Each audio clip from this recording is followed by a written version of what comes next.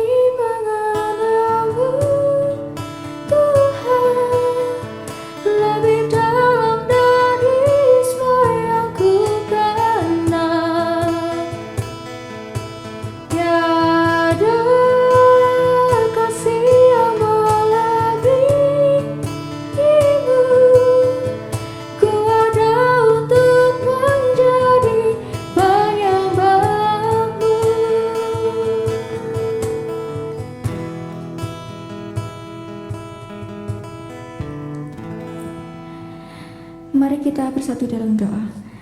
Bapak, terima kasih buat kasih-Mu, terima kasih buat berkat-Mu, karena kami boleh berkumpul di tempat ini, kami boleh bersama-sama untuk berdoa bersama Bapak. Kiranya kami berkati dari awal, pertengahan hingga akhir. Bapak, kami serahkan semuanya dalam tangan kasih-Mu, Tuhan Yesus Kristus, haleluya, amin. Bapak, Ibu, dan Saudara, masih tetap semangat? Ya, kita akan masih terus memuji Tuhan bersama-sama. Kita akan pujikan satu pujian, bersyukurlah.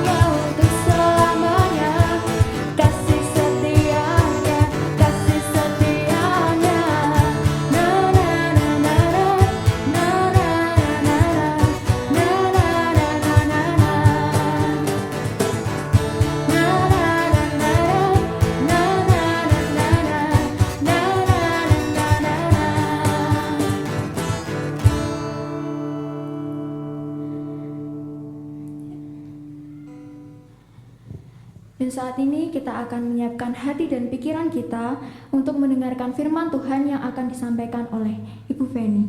Namun sebelum itu kita akan menyembah Tuhan bersama-sama, kita akan sama-sama pujikan Bapa yang mengasihiku.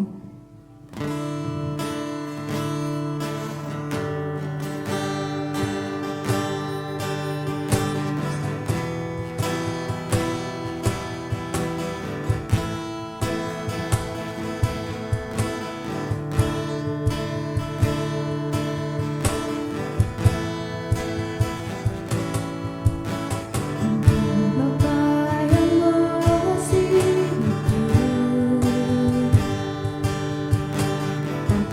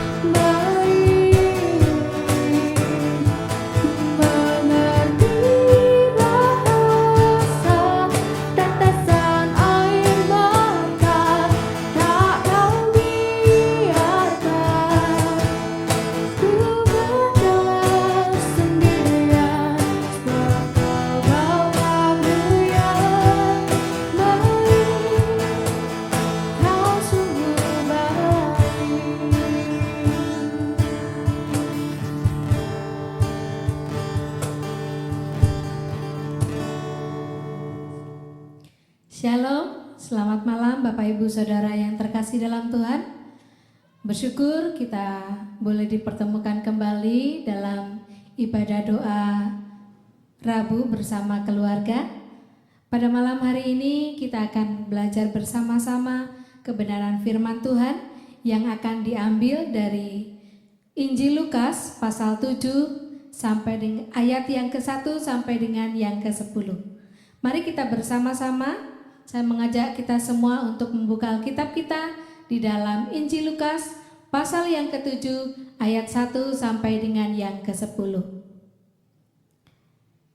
Kalau sudah ketemu, kita akan membaca bersama-sama di dalam Injil Lukas pasal 7 ayat 1 sampai dengan yang ke-10.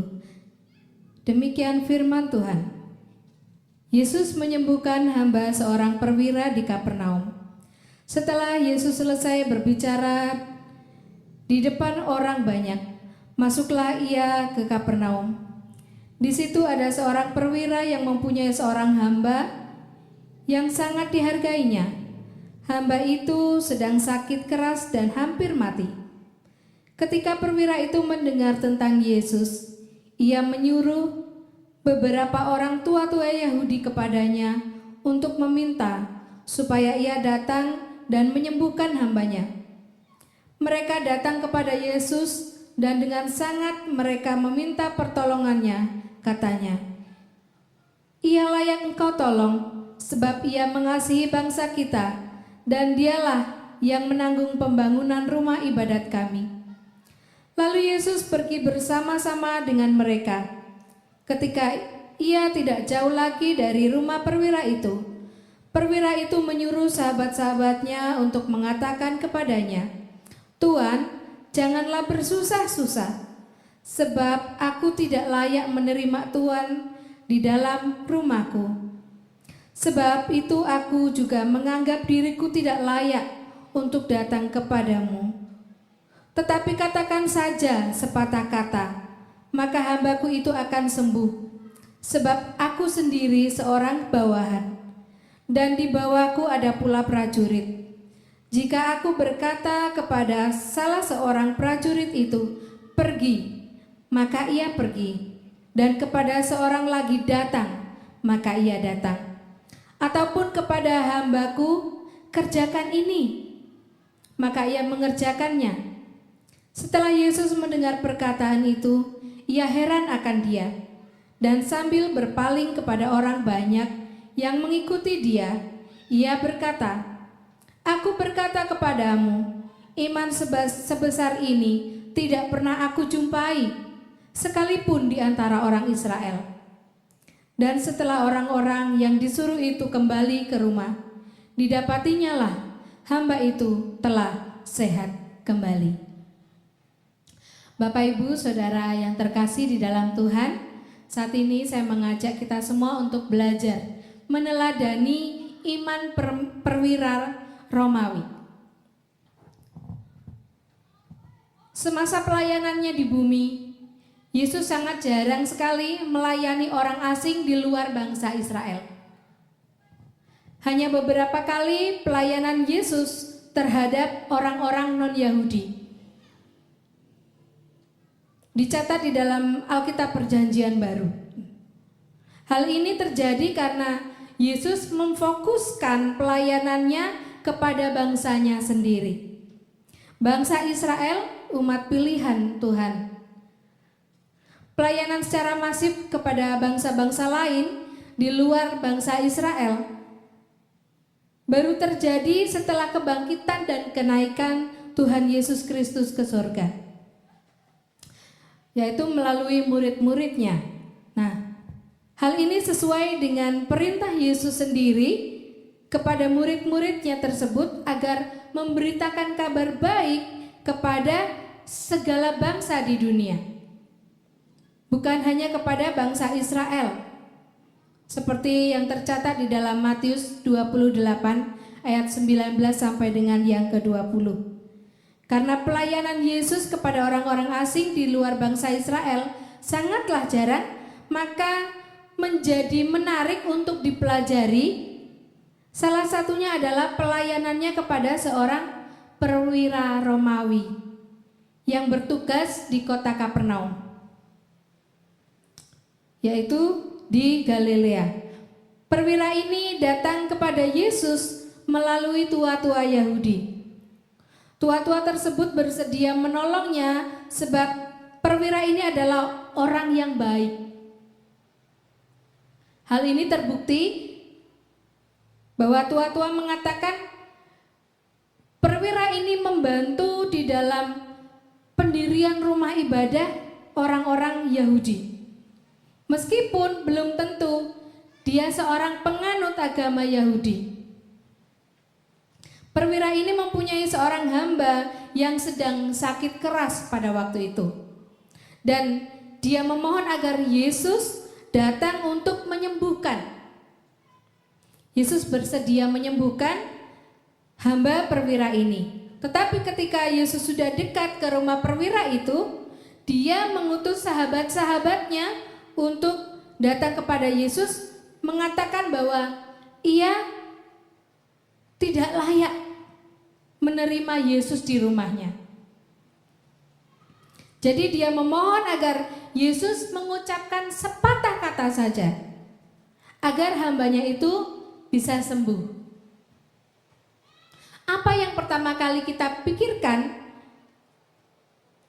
atau yang pertama kali terpikir oleh kita sewaktu kita membaca perikop firman Tuhan ini? Tentu kita sangat kagum, ya. Ternyata masih ada figur-figur orang yang seperti yang diceritakan di dalam kitab Lukas ini. Dan itu adalah kisah nyata pada waktu itu terjadi. Karena hal ini juga dituliskan atau diceritakan di dalam Matius dan juga di dalam Yohanes. Hari ini saya mau mengajak kita semua untuk melihat lebih dekat figur tokoh yang ada di dalam perikop bacaan kita yang layak untuk membuat kita belajar dan membuat kita menjadi kagum, yaitu figur seorang tuan di dalam bacaan kita hari ini. Dan dia bukanlah seorang tuan yang biasa. Karena kita tahu biasanya hubungan antara hamba dan tuan seringkali berujung tidak bahagia.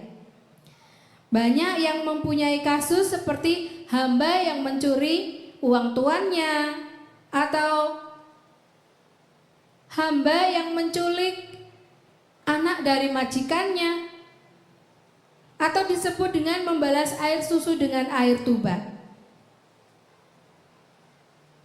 Bahkan kadang sebaliknya, ya, tuan yang menyiksa hambanya, dipukuli, disiram air keras, disetrika, gaji yang tidak pernah dibayarkan. Tuan yang mengambil hak-haknya dari hambanya. Akan tetapi berbeda dengan tuan yang ada di dalam kisah teks kita hari ini. Sekali lagi, dia bukan tuan yang biasa. Bapak Ibu Saudara yang terkasih di dalam Tuhan, kita mau belajar dari seorang hamba, ya. Dia juga bukan hamba yang biasa. Kenapa demikian? Kita akan melihat data apa saja yang kita miliki tentang hamba di dalam perikop kita saat ini. Yang pertama, hamba ini sedang sakit keras dan hampir mati. Itu tertuliskan di dalam ayat yang kedua. Dan dari keterangan yang disampaikan oleh Rasul Matius, maka kita bisa tahu sakit apa dia.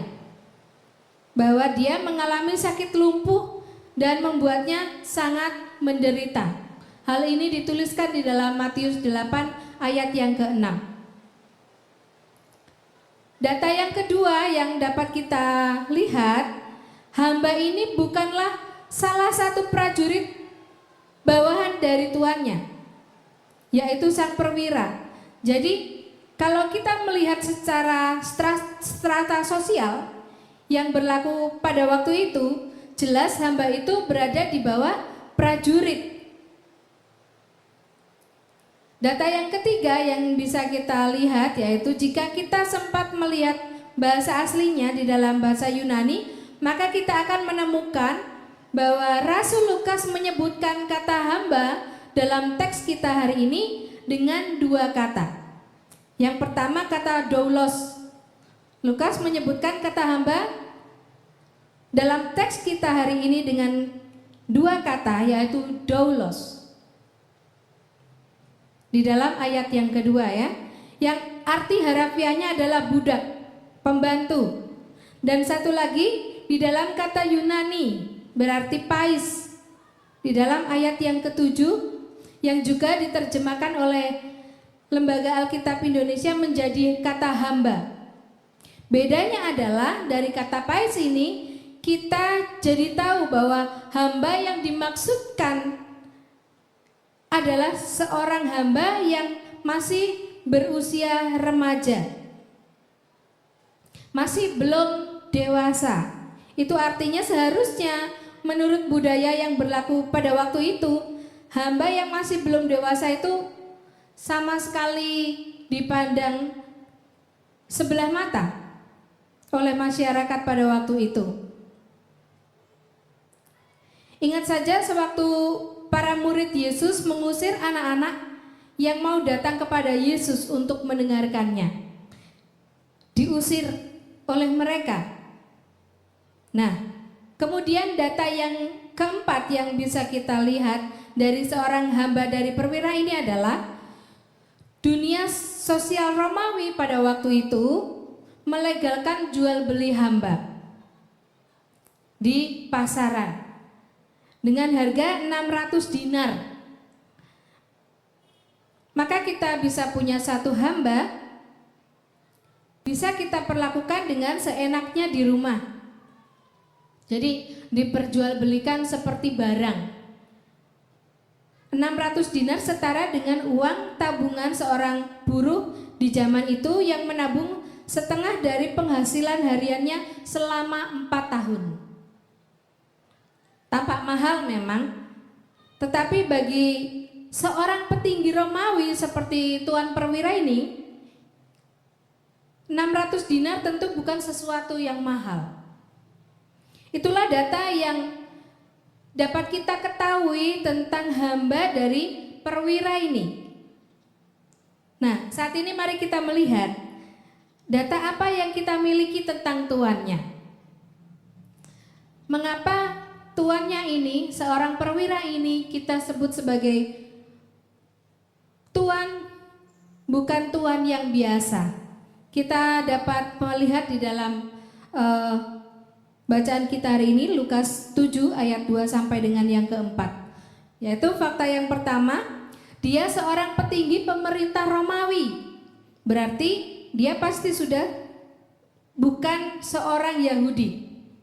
Pangkat perwira itu bukanlah pangkat yang rendahan, karena di mana seorang perwira akan mengepalai 100 orang prajurit untuk menjaga keamanan wilayah jajahan Romawi di Israel. Sekaligus sebagai pelindung bagi para pemungut cukai yang amat dibenci oleh orang-orang Yahudi pada waktu itu.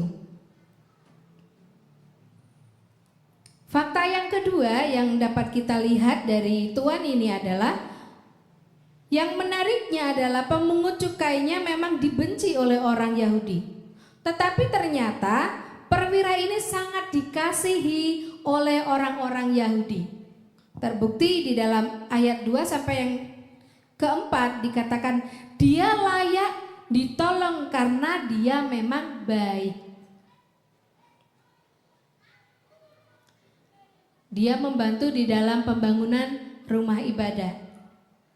Yang ketiga, fakta yang dapat kita lihat, dia sangat menghargai dan memperhatikan hambanya yang saat itu sedang sakit keras.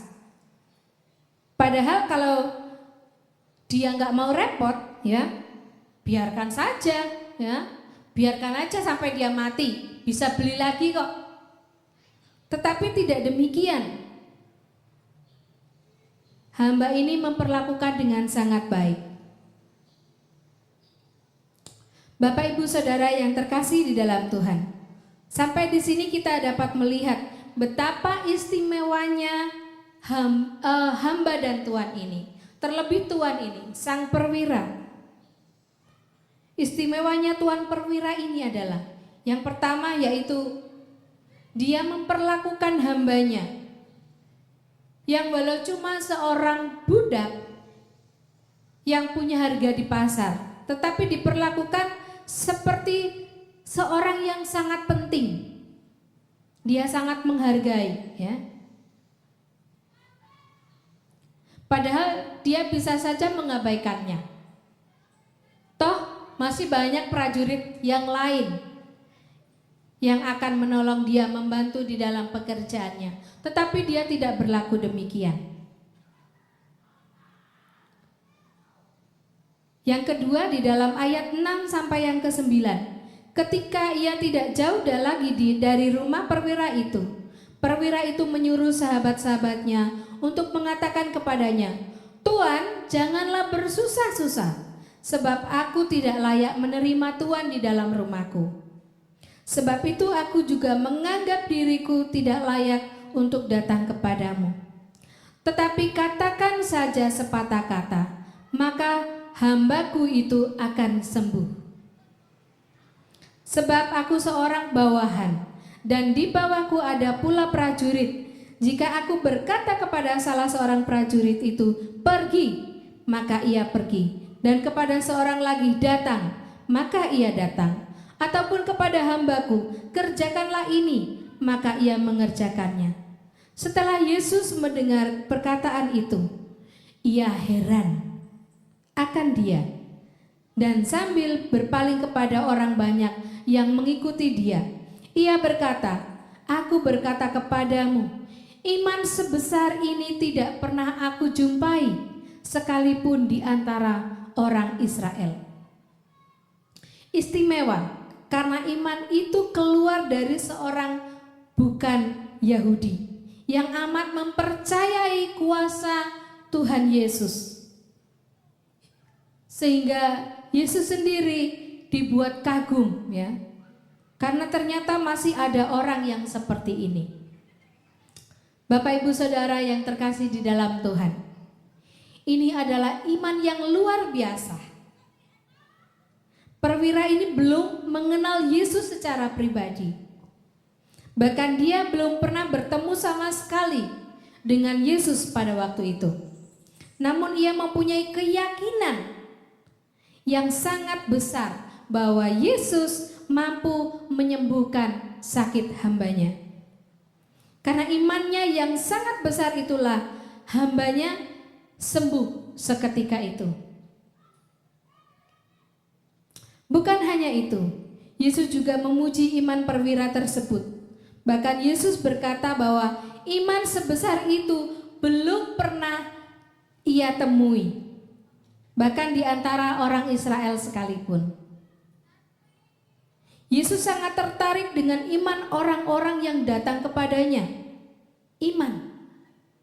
Ya, iman, itulah iman yang kita butuhkan ketika kita meminta pertolongan kepada Tuhan. Iman, kepercayaan. Sebab imanlah yang menarik kuasa Tuhan, yang menarik kuasa Yesus untuk bekerja di dalam kehidupan kita. Seringkali kita tidak mengalami mujizat dan pertolongan Tuhan bukan karena Tuhan tidak peduli kepada kita atau tidak mendengarkan setiap doa-doa kita, tetapi karena kita tidak mempunyai cukup iman. Kita kurang percaya kepada Tuhan. Untuk itu di dalam doa-doa kita kepada Tuhan, sudah seharusnya kita menyalakan iman kita. Apapun saat ini yang sedang menjadi pergumulan kita, apapun saat ini yang menjadi beban persoalan kita, sakit penyakit kita, Mari kita datang kepada Tuhan. Mintalah campur tangan Tuhan dalam kehidupan kita. Dengan penuh iman dan keyakinan, kepercayaan yang sungguh kita letakkan di dalam Tuhan. Seperti perwira ini yang kita pelajari pada hari ini. Bagaimana dia belum mengenal Tuhan, belum pernah bertemu, tetapi imannya sungguh luar biasa. Dan iman itu boleh menyembuhkan hambanya. Mari kita belajar dari perwira yang sungguh luar biasa mengasihi hambanya. Dengan imannya yang teguh, dia boleh menolong orang lain, boleh disembuhkan. Bapak Ibu Saudara yang terkasih di dalam Tuhan, mari saat ini saya mengajak kita semua belajar meneladani dari perwira yang memiliki iman yang luar biasa ini, agar kita dapat melewati setiap persoalan, kesulitan dalam kehidupan kita. Apapun yang akan terjadi di tahun yang baru yang kita hadapi saat ini, mari kita letakkan iman dan percaya kita hanya kepada Tuhan yang sanggup menolong kehidupan kita. Tuhan Allah yang sanggup melepaskan setiap kesulitan yang kita hadapi. Apapun persoalan, apapun penderitaan kita, apapun sakit penyakit kita, apapun yang saat ini Bapak Ibu Saudara alami. Mari melibatkan Tuhan dalam hidup kita. Taruh iman kita, taruh percaya kita. Karena tanpa Tuhan kita tidak akan bisa, kita tidak akan mampu melewati hari-hari kita. Hari-hari yang semakin jahat, hari-hari yang semakin sulit. Sungguh kita membutuhkan Tuhan dalam hidup kita. Mari kita terus belajar untuk mempercayai Tuhan, untuk semakin beriman seperti yang Tuhan ajarkan melalui perwira Romawi ini. Mari datang hanya kepada Tuhan, serta berpegang teguh iman dan percaya yang sungguh bahwa Tuhan sanggup menolong kehidupan kita untuk melewati hari-hari yang ada di depan kita. Hanya bersama dengan Tuhan, kita sanggup melewati semuanya. Amin. Mari kita berdoa bersama-sama. Sungguh kami mengucap syukur kepadamu Tuhan. Kalau pada malam hari ini Tuhan mengajarkan kepada kami agar kami boleh terus berpengharapan kepada Tuhan, agar kami terus boleh belajar memiliki iman yang teguh. Karena tanpa Engkau Tuhan, kami tidak sanggup melewati hari-hari kami. Banyak persoalan, banyak kesulitan, banyak sakit penyakit yang kami derita. Tetapi kami yakin dan percaya Tuhan, ketika kami menaruh iman dan pengharapan kami kepada Tuhan, Tuhan akan sanggup menolong kami, sehingga kami mampu melewati semuanya, karena Engkau yang menolong kehidupan kami. Sungguh kami menyerahkan Tuhan, seluruh kehidupan kami, seluruh jemaat Tuhan, biarlah iman dan pengharapan kami tidak hilang dalam keadaan yang sulit sekalipun. Dalam keterbatasan kami untuk datang kepada Tuhan, iman kami biarlah tetap teguh kepada Engkau. Terima kasih Tuhan, kami menyerahkan seluruh kehidupan kami ke dalam tangan kuasa-Mu. Di dalam nama Tuhan Yesus, kami sudah berdoa dan mengucap syukur. Amin. Terima kasih untuk Ibu Feni yang telah menyampaikan firman Tuhan, kiranya dapat menjadi berkat bagi kita semua. Selamat berdoa bersama keluarga, Tuhan Yesus memberkati.